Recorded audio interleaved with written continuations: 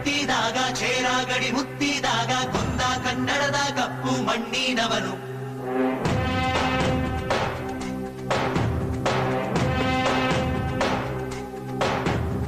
ವಜ್ರ ಬಲ್ಲಾಳ ರಾಯ ಸೋಗೆ ಬಲ್ಲಾಳ ರಾಯ ಕತ್ತಿಗಲೆ ಬಿತ್ತಿ ಹೋದ ವಂಶಾದವನು.